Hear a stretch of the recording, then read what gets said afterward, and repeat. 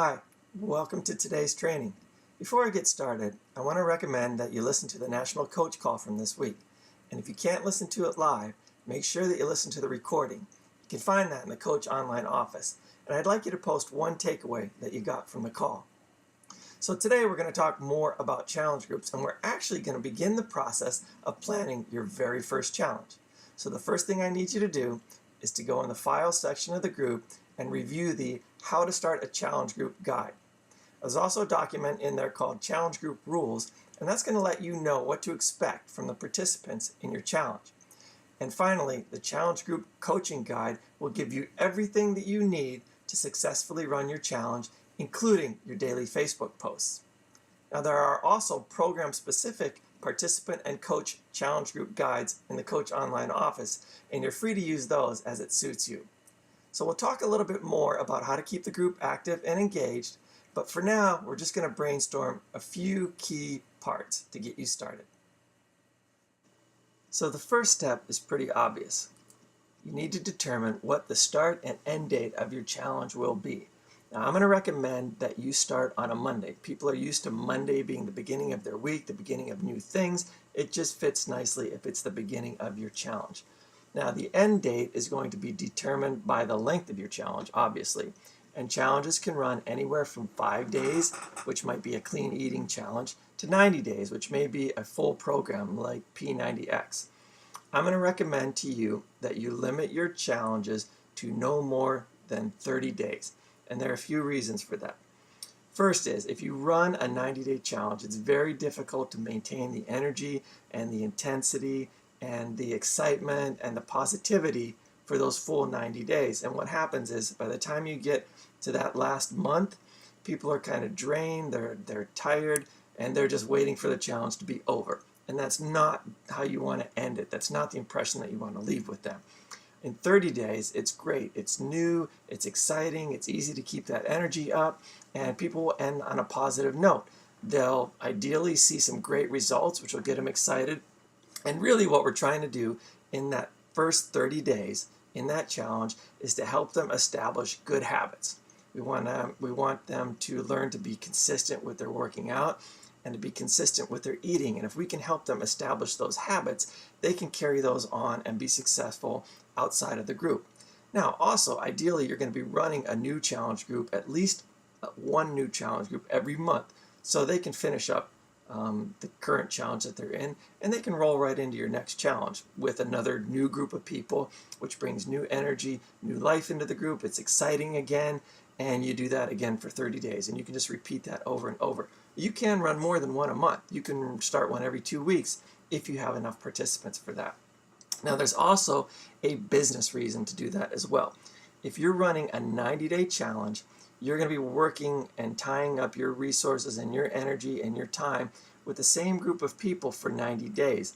And most likely, you're not going to be generating any additional revenue or any additional income for your business during those 90 days, as opposed to running 3 30-day challenges where you're bringing new people in every 30 days and you're bringing new revenue into your business. So we're here to help people. That's why we do this, but it's also a business as well. And so it's a smart business decision to limit your challenges to 30 days. Okay, the next thing we need to talk about is what you're going to name your challenge. And you want to name it something that's going to be catchy, something that's going to get people's interest, something that's going to maybe be even catchy or amusing. For example, I did a challenge group with my upline coach, and we did a combat one. And we called it the Weapons of Fat Destruction Challenge. Okay, so you're playing off the Weapons of Mass Destruction name, but you're modifying it to fit your fitness. We're doing a current one right now, and it's around Christmas time, and so I've called it the Santa Slim Down. And people become really creative with those, and really, you know what, it's up to you. You can be as creative as you want, and I won't share some of the ideas that I've heard, but really the point is you don't want to call it, this is my March challenge group. All right, that's not going to excite anybody. You want something that is going to catch somebody's eye, make them pause and dig a little bit deeper. Okay, the next thing you want to think about is how many days or weeks you'll have to promote it and mention it in messages. So it takes time. You're not going to promote your challenge group for one day and everybody's going to sign up. It's going to take time for people to kind of get used to the idea, to hear about it. The first time they might pique their interest. The second time they might start to consider it. Most people don't make their decision right away. It takes repetition for them to actually move. And then you got to remember also that there's going to be a delay time between when people order their program and when it arrives. So you're going to need to allow for at least 5 to 7 days for that. And so I would say ideally you want to start promoting your challenge 3 weeks before the start date. That gives you 2 weeks to promote it and have people sign up, and 1 week for them to receive their product so that everybody is ready to go when the challenge starts. And so along with that, you want to know that if somebody's going to order a product or a program, what date they have to order it by in order to be ready to start the challenge. And you might want to promote that as part of the challenge. You need to order your challenge pack or your program by such and such a date. That helps to instill a sense of urgency as well, because you can do a last call. Hey, last call for my challenge. You need to order your program by tomorrow night. And that a lot of times will spur people to act as well. Another thing you want to know is what you're going to require of your challengers. Are you going to require that they purchase a challenge pack? Are you going to require that they purchase a program? Are you going to require that they're on Shakeology? Or are you just going to let anybody in without any requirements at all? I'm going to recommend, since you're starting out, you probably don't have a lot of people that you can pull from to actually buy things. You just want people to engage with you, to get to know you, to start to like you, find out who you are. So I'm going to recommend that for at least your first few challenges, that you get people to join them who are going to purchase product if you can, but I would not make that a requirement. I would let anybody who is willing to join your challenge and participate. And I would not even require that they do a Beachbody program, because you want to establish a relationship. So if somebody wants to run, or if somebody is doing a different workout that's maybe not a Beachbody one, I would go ahead and let them in the challenge and let them do that. I wouldn't let them promote the other product in the challenge, and I wouldn't let them say anything negative about Beachbody products, but I would let them participate. And if that happens, then you would just address that with them kind of offline. It's not going to happen most likely. Most people are great. They just want to get in. They want to participate. They want the fellowship and they want the support. Okay, the next thing is, how are you going to determine the winner, and if you're even going to have a winner in the challenge? Some people do, some people don't. Most of the time, I don't have a winner in my challenge group, and everybody essentially is a winner. But if you are going to declare a winner, you need to figure out ahead of time and publish so that everybody knows what the criteria is going to be. So I would recommend it would be something like % of body weight loss, because that kind of puts everybody on an even basis. It can be total inches lost, and then it can also be participation in the group, because that's really what we want. And so I would structure the participation around activities that are going to make them successful. So I would, for example, if you posted what you ate for the day, I would count that. If you posted a motivational message or picture in the group, I would count that, because those are the behaviors that are going to keep people successful, and we want to encourage and reward that. And then based on that, you can then determine a winner, and you can reward a prize if you would like. Now, if you're looking for ideas on how people score their challenges, then just ask in the group, because people do it differently, and there's no one right way of doing it. Okay, and the last thing is, if you do have a winner, how are you going to reward them? Now, you absolutely do not have to provide a monetary reward.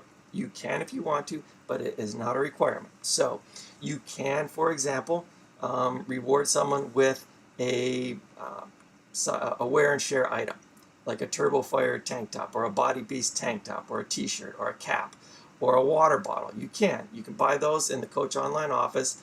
Most of them you can get for 10 or 15 bucks, and it's kind of a nice little prize. It makes it really special for the winner. You do not have to do that. Sometimes if you really want, you have a big group and you can afford it, you might give away a whole program. When T25 came out, I gave away T25. And that's a big program. Didn't work out for me too well. I only had 2 people participate, but that's the risk that you take. But prizes and rewards do not have to be monetary. It can be a promotion on your like page. So you can promote the winner. You can congratulate them. You can do their before and after results and promote it on their like page and really pump them up. Now, if you do that, though, you need to make sure that you get their permission, because you don't want to be posting anything that's going to make somebody uncomfortable. And now I know one coach that actually has like an awards ceremony, and she does it via a Google or a Zoom Hangout, and she basically runs it, I think, like the Academy Awards, and calls out the winners and has different prizes for, most motivational, most inspirational, most improved, most consistent, whatever. The sky's the limit, and you're only limited by your imagination and your creativity. So go ahead and start thinking, and on these 7 points, I want you to go ahead and post those in the group. All right? So start and end date, what are you going to name it, how long you're going to promote it, what you're going to require, whether or not you're going to have a winner, and how you're going to determine it, and what, if any, prize will you be giving out. And that's it, guys. Now, I really don't want you to be intimidated by this. This is supposed to be fun. This is really kind of the lifeblood of our business. This is where we get to know the people that we work with. This is where we establish relationships. This is where they hopefully learn to like us and really start to bond with them, where you're going to create lifelong customers, and hopefully you're going to develop coaches. All right? So just a few pieces of advice. One is, don't go through this alone. All right, you don't have to do that. Find another coach who's just starting out and pair up with them. If you can't find that, then talk to your upline sponsor and say, hey, I would love to partner with you on my next challenge group. Now, if it was me and I'm the coach and I'm your upline sponsor, what I'm going to do is I'm going to tell you, okay, I'll be glad to help you. You run it and I'll support you. Okay, so it's going to be your idea. You're going to do the planning, and I'm going to be there with you every step of the way. But the best way for you to learn is to actually do it.